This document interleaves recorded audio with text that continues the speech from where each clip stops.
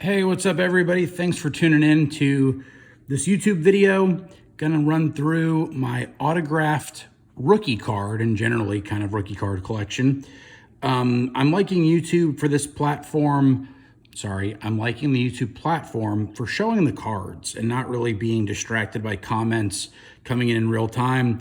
Oftentimes the comments are very funny and positive. Other times the comments are not as positive, but they're always distracting and kind of get me off track. So for when it comes to showing off cards versus kind of talking about industry news, I feel like YouTube is where I'll want to do that moving forward.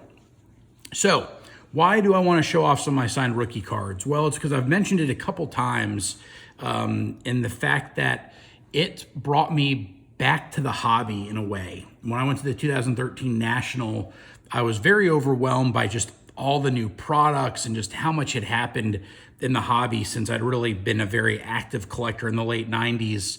And I just became, enamored by the signed rookie cards because of the fact that when I was growing up, you would never get a rookie card signed because it hurt the value. But with the advent of grading, it started to become okay to get non-high grade cards autographed. Now, there is some trend towards getting high grade cards autographed and hoping that it's a high grade card and a high grade autograph.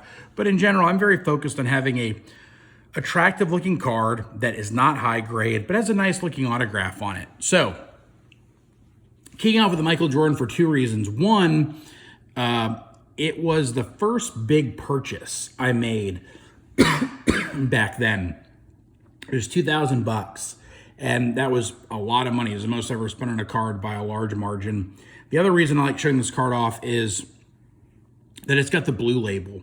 I really liked the PSA blue label. It made it very clear that this was a card that was autographed after it was pulled from the pack. And the red labels were for autographed cards that came from packs. So now it's a little frustrating that it's all kind of gotten blended together with the red label. So I personally do believe there to be some value in the blue label. So this card is meaningful to me because it was my first big purchase when I got back into the hobby, and it's got the blue label. I'm going to go through my signed rookie cards. There's a couple that are not here because they're getting re-slabbed, or I'm getting, or I sold them and I'm getting them replaced. But like the Nolan Ryan isn't going to be here. Where's the O.J. Simpson? Maybe I've got O.J. in here. So Nolan Ryan, Pete Rose rookies, and then I think Akeem and Clyde are not in here. And those are all key signed rookies I have that I won't be showing tonight. I'm going to be going through this in a reverse chronological order outside of the Jordan. So we're going to go newest card to oldest card. And Jack Hughes is a important one to me because I got that signed myself in person at the New Jersey Devils charity gala where I got to meet Jack and a few other players. So I like the signed Young Guns. And then keeping with that theme, I got this signed on a business trip. I was staying at the same hotel as the team. I knew I was going to be staying at the same hotel as the team, so I brought the card and was able to get Connor. This came from a private signing a couple years ago, and it's just a really bold signature. Getting an Aaron Rodgers 10 signature on this card is pretty tough, but I just think that autograph really pops. The autograph really pops on some chromes. Other chromes like the Albert Pujols, it doesn't pop as well because of the dark background. So sometimes you'll see people using like a red deco paint pen to get like a little bit more of a pop effect. And I haven't really done the paint pen outside of some wrestling cards. But, I think that there's something there. I think I'm going to try to do some deco pens on some upcoming signings. Manning came through private signing a while ago. And this one, I'm considering resending it in and getting the autograph graded. I felt like the autograph had bled, but it really didn't. It was really a function of just that's the way the ink goes into these Topps Chrome cards sometimes. So if the Pujols got a 10, then I think this Manning could get a 10. And I just like the way that looks. Allen Iverson, I got this signed myself in person at a 76ers charity event, which is pretty cool. And that, again, Chrome cards with nice autographs. I like them. Continuing on, reverse chronological order. Andre Jones might not be the name that some of these other guys are, but man, was this card a big deal when it came out. And then that's why I wanted to have it autographed and add it to my collection. Now, I wish he would have signed it lower. So I might send a couple more of these in one day to get signed by Andre. He does a lot of private signings. A-Rod, I got this from a private signing. Man, sometimes his signature is really inconsistent. This, I don't know why I didn't want to get the autograph grade. I think maybe I was worried about this. At this point in time, I think I'd rather take a 9 on the autograph. And that case is a little scratched up. Maybe it's not. I'd rather take the 9 on the autograph than authentic. I think I'm fine with that. The way the market has moved since I really got into these cards. So, excuse the dirt in my fingernail. What was I doing? Oh, actually, that dirt is foam from my card case. I had to dig out some of these cards, and I got the black foam in my fingernails. Nomar, love the look of this card. One of my buddies who knows Nomar got this signed for me.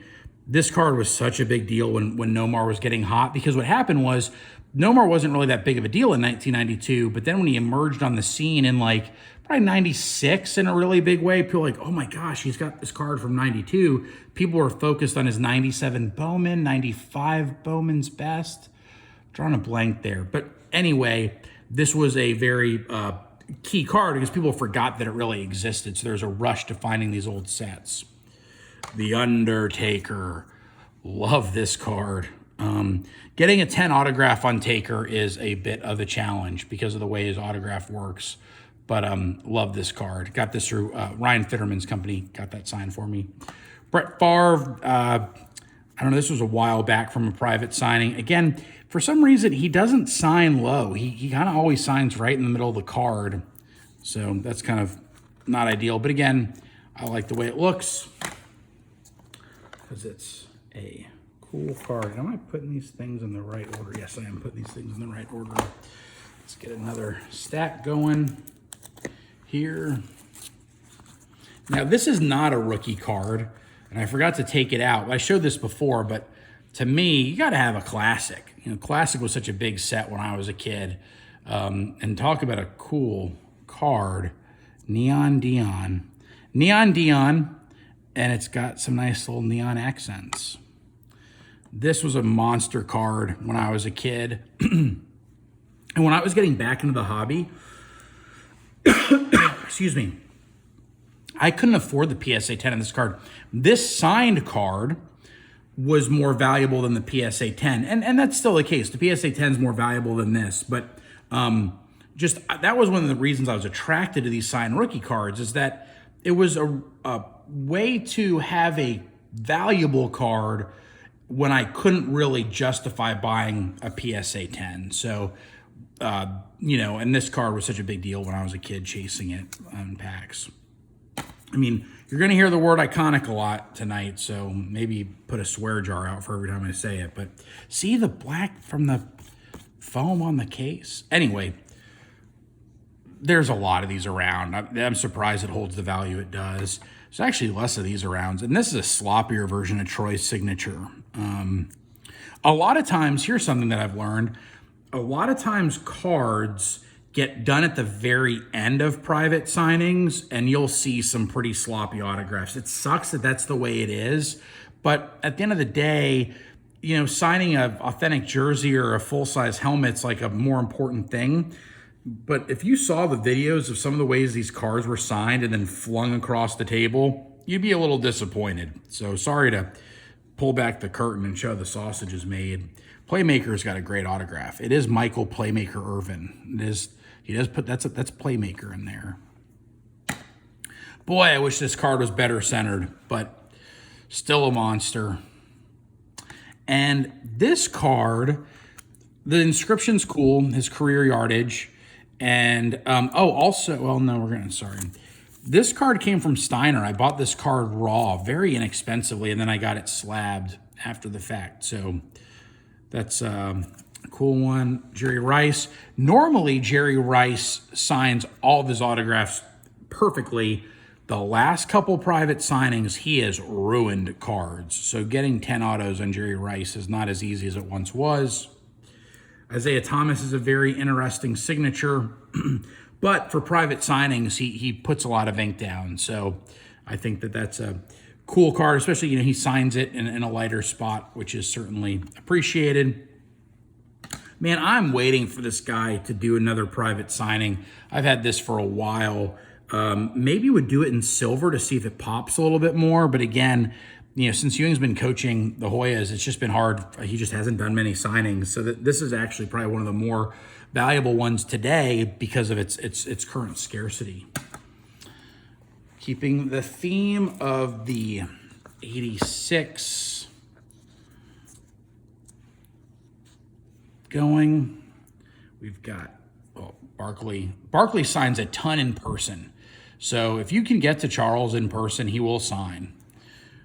Cool Warren Moon that I got signed at a GTSM show a couple years ago. Mark McGuire via private signing, but he's also a guy who's really good about signing in person. This card to me, he was such a big deal signing autographs back during the home run chase, and this card was a big deal back in the home run chase. The PSA 10 unsigned is very rare, so if you're looking to add a cool Mark McGuire collectible to your collection, I think this is a really nice middle market item. I'd like to say here, I really hope that people don't chase these cards because I'm showing them. I'm showing them with the intention of I'm very proud of the collection.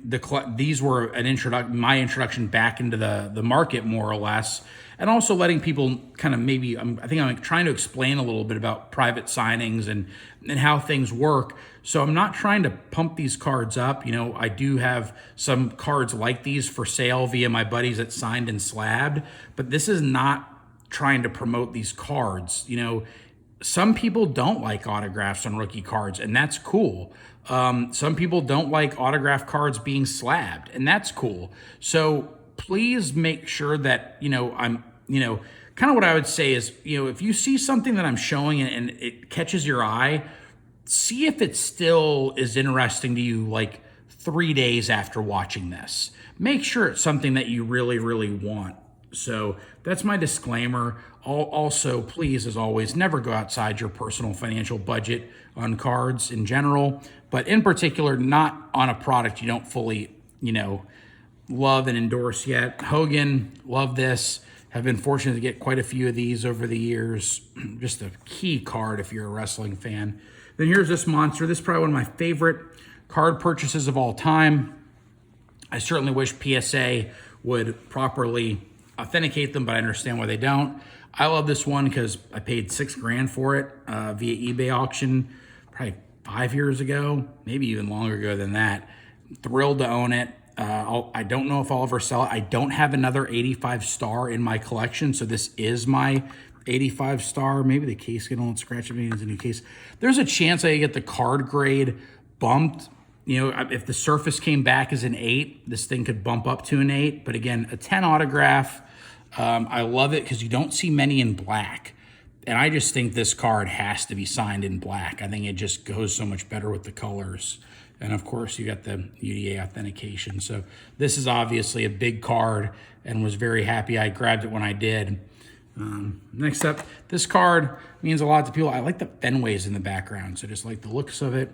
Eric Dickerson has a very cool signature. Also, you want to represent the rec specs. I do think everyone needs a rec spec player in their collection. Maybe it was when Hakeem Olajuwon was wearing rec specs. Maybe it's Eric Dickerson. Maybe it's Chris Sabo. But I think it's very important to have rec specs represented in your card collection. This is a gentleman we've seen before, but a card that has local meaning to me. The Houston Gambler, Jim Kelly. Man, what a cool set. And like Steve Young's in this set. I think I've got some Steve Young's at PSA that are signed. Anyway, just a super cool set in my opinion. Love that logo. Love that helmet. Houston related. Now we're going into the... And then, just some bad boys. Some bad boys hanging out. Wade Boggs. Now, this is not the one I bought, but I've got plenty of these. I need to find one with better centering for my little case. And this is not the 100 card piece of case. I've got a mini case for my autograph cards. Boggs was one of the first guys I bought at the Nationals, a signed rookie card slab. It was the blue slab of Wade Boggs for like $40. And I was like, man, that seems cheap. So, and I don't, maybe it's only worth $100. I don't know. I don't keep up with the market always. And also, I've got 10 autographs. I don't know why this has made its way into the box. This was one I bought off eBay. Certainly happy to have it. I wish I had the Topps, Tony Gwynn's Topps rookie, but again, it's nice to have this in there. And Cal Ripken, beautiful signature. I love the fact that you got his rookie kind of contract signature. So Topps, these facsimile autographs were based off of the contracts. So they would just take a scan of the autograph on their Topps contract. Every player has to sign a contract, and that's that facsimile. So it's cool to see this probably became his main signature by 1990, right? So it's cool to see his kind of rookie era signature on the facsimile, and then a nice bold blue signature. And I will say, getting 10s on his auto is a little bit harder than you might think.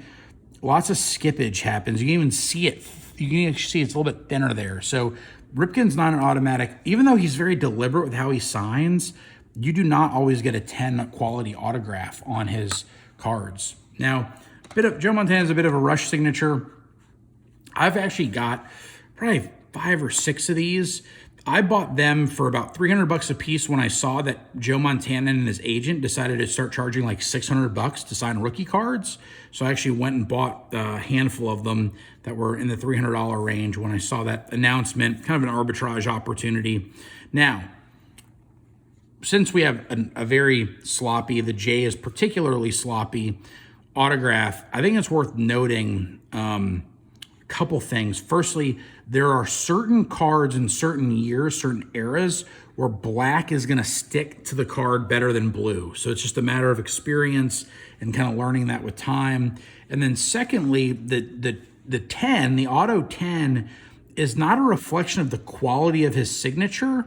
It's about the crispness of the pen, meaning the autograph does not go off the card and there's no breakage in the autograph. So I thought it was always about like how good of the autograph is it, because this is not a good Joe Montana autograph. It is, however, completely on the card without any streaks. So that's why it is a 10 autograph. Okay, moving down the line. I mean, if you're going to have a signed rookie card collection, I mean, come on. I mean, you got to have one of these, especially because, PSA 9s, PSA 10s, PSA, I mean, what is this? Does this sell for, I guess this is, it depends on the market, but like this is about the same cost as a PSA 8, I guess. These are about $4,000, I don't know. I think for $4,000, I just think that's a great card to own. They got as high as 8. There was a while they were just sitting at $1,000 for the longest time. So this card's had some volatility, but I think people started appreciating just how cool it was. So Earl Campbell, I'm sure he signed 1 million of these in his day, but I got the inscription, 10 auto, pretty good looking card. This is a rare PSA 10. The unsigned PSA 10 is a pretty rare one. Now this is not Andre Dawson's rookie card, but it's his first appearance where his rookie card, he's on the card with 4 other guys. I've got a couple of those. But this is the rookie cup. I love signed rookie cups, which generally means it's a second-year card. But like Johnny Bench, I wish I had an example, but Johnny Bench's rookie card, it's him and another guy. His second year, he has a rookie cup. So the signed rookie cup, especially for guys that their rookie cards are multiple player cards, man, I think their second-year rookie cup is just a bold-ass option to go with. Especially got Expos hat. I mean, there's a lot of cool aspects. I mean, only 1 batting glove, nice bold autograph, rookie cup, Montreal Expos hat. I mean, this guy's just ready to hit a home run. Another rookie cup, again, his rookie card, he's got, it's on with 4 guys.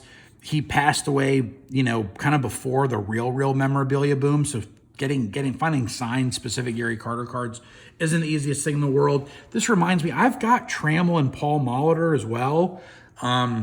And there's 2 of them on a 4. It's a card with 4 guys on it. So,